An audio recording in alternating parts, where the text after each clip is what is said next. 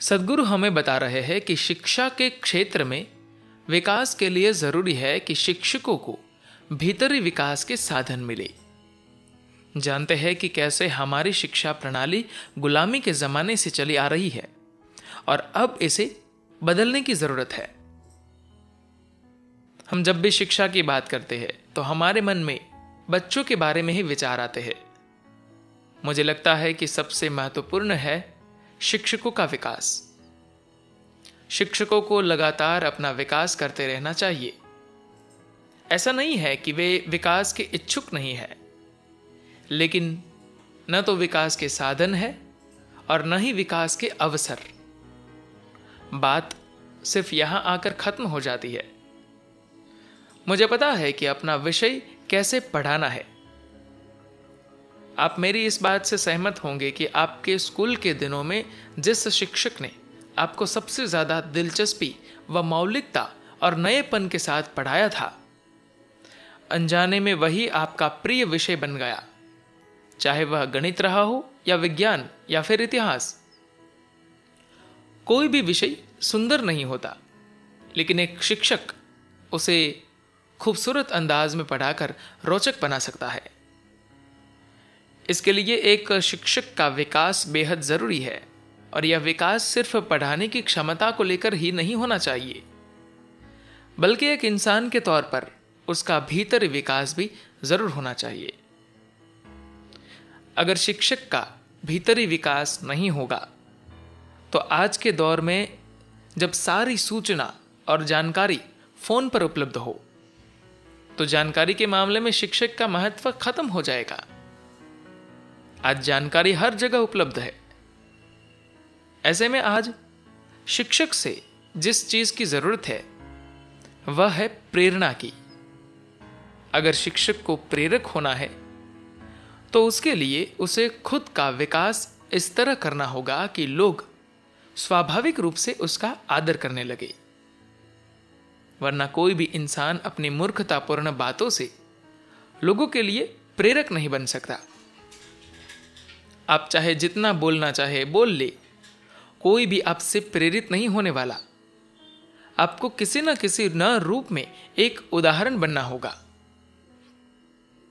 देश में शिक्षकों के आंतरिक विकास के लिए हमें बड़े पैमाने पर कुछ करने की जरूरत है, वरना हम लोग प्रेरणादायक शिक्षक तैयार नहीं कर पाएंगे।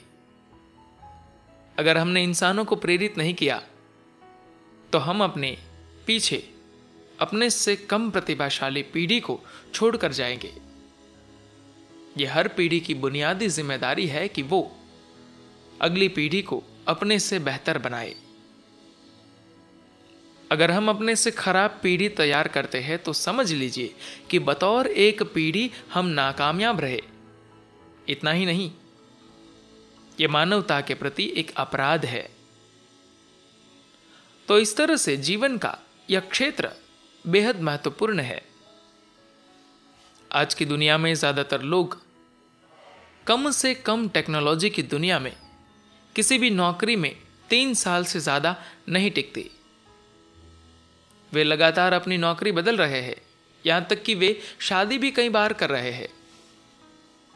तो शायद उनके जीवन में शिक्षा का क्षेत्र ही एक ऐसा था जहां वे लगातार 20 साल तक टिके रहे।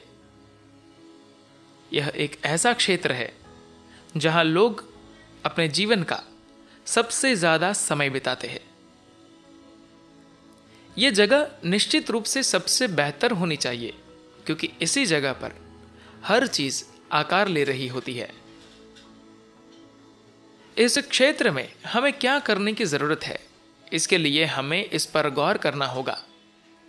साथ ही यह समझने की भी जरूरत है कि आज जो शिक्षा प्रणाली हमारे यहां है वह मोटे तौर पर गुलाम भारत के समय की है। हमने अपनी शिक्षा प्रणाली में छोटे छोटे कई बदलाव किए हैं, लेकिन वास्तव में हमने अपनी शिक्षा पर पुनर्विचार नहीं किया है।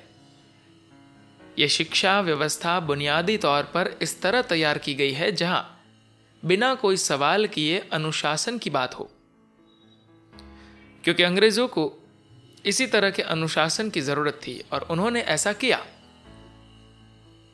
मेरा कहना है कि हमें शिक्षा में कुछ नया करने की जरूरत है, क्योंकि इस धरती, इस देश की एक बड़ी विशेषता ये रही है कि हजारों सालों से यह जिज्ञासुओं की धरती रही है। कोई यह पता नहीं लगा सका कि हम कौन हैं। यही वजह है कि हमने अभी भी अपनी संस्कृति को बनाए रखा है। हालांकि हम पर बार बार आक्रमण हुए, कई लोगों ने हम पर शासन किया, लेकिन कोई भी ये जान नहीं पाया कि हम कौन हैं, क्योंकि हम लोग जिज्ञासु थे। किसी मत या संप्रदाय पर ऐसे ही विश्वास कर लेने वाले नहीं थे। यहां तक कि जब यथाकथित देवीय अवतार भी इस धरती पर आए तो हम लोगों ने उनसे भी सवाल किए। कोई भी देवीय अवतार इस संस्कृति को धर्म आदेश नहीं दे सका। यहां सिर्फ एक ही चीज चली, बहस और शास्त्रार्थ, अंतहीन बहस। अंतहीन बहस का मतलब है एक सक्रिय बुद्धि। जिज्ञासु होने की अवस्था तक पहुंचने का मतलब एक ऐसी जगह पहुंचने से है जहां आपकी शिक्षा कभी रुकती नहीं है। आप मुक्ति और निर्वाण की राह पर आगे बढ़ रहे हैं। शिक्षा का काम इंसान को इसी लायक बनाना है। बदकिस्मती से, कई वजहों से, या शायद बहुत ज्यादा आबादी होने के कारण हम अब तक बहुत सारी चीजों से समझौता कर चुके हैं। लेकिन आज हम एक आर्थिक संभावना की दहलीज पर खड़े हैं। यही वह समय है जब हमें वाकई जरूरत है अपनी शिक्षा व्यवस्था पर फिर से विचार करने की। आज हमारे पास अपनी शिक्षा प्रणाली को फिर से आकार देने का अवसर है, क्योंकि हमारे पास पर्याप्त मात्रा में आर्थिक साधन आते जाते रहे। आज हमारे पास दुनिया भर में जैसी पहुंच है वैसी पहले कभी नहीं थी। आज हमारे पास एक ऐसा नेतृत्व है जो इन तमाम बदलावों को लाने के लिए दृढ़ प्रतिज्ञ है। धन्यवाद।